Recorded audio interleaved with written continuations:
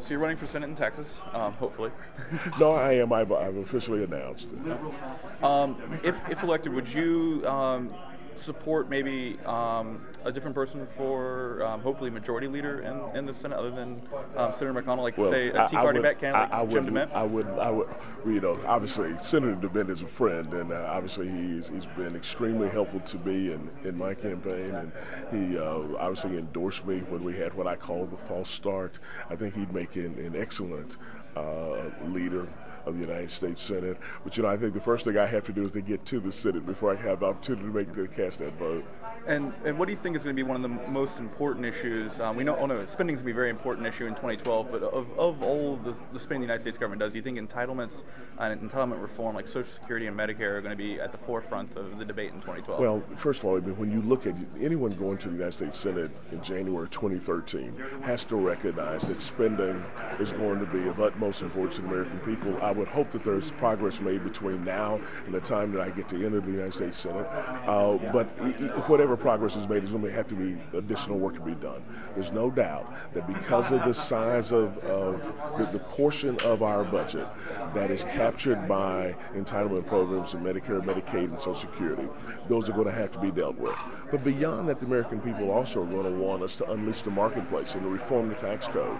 I happen to be one that believes that what we need is a simple, low, flat tax. As a Texas senator, I'd have to be concerned about controlling that southern border. You cannot be a serious nation in a time of terrorism if you do not control that border. And that border needs to be controlled, in my sense, with a physical fence in certain places, a virtual fence in other places, and boots along the ground throughout that border. And we can do that and still say that we are a welcoming nation, because we do indeed want new people to come to this country and be part of America. We just want them to come in a way that's consistent with the rule of law. And what about the issue of Senator Rand Paul has brought up cutting foreign aid, and people like Grover Norquist and a lot of people within the Beltway are talking about also cutting defense spending. Both of those, I think, have to be on the table if we're going to be serious. And the American people will accept a serious conversation. The American people want their elected leaders to tell them the truth.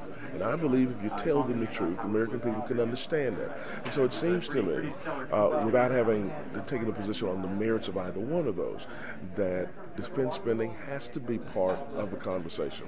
We recognize that we can find efficiencies in the military as we can elsewhere and reduce costs in that way.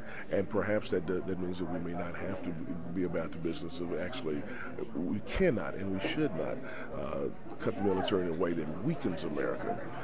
As it relates to foreign aid, again, that's another conversation, because we've got to make sure that the American people are getting what they desire out of the dollars that they spend. And then finally, do you think the Tea Party will be successful in reforming the GOP establishment and making it a little bit more answerable to the American people? The interesting thing is people say that we as elected officials have 10 ears. We hear a whole lot better than most people think we can, particularly with a movement as big as the Tea Party movement. As big as that movement is, and the kind of energy that's brought to the party, and the kind of elections that they've won, and the taking out of incumbents. If the establishment doesn't hear, then the establishment will get beat. And that's a good thing, too. Well, great. Thank you very much for talking with us today. Thank you. Appreciate it.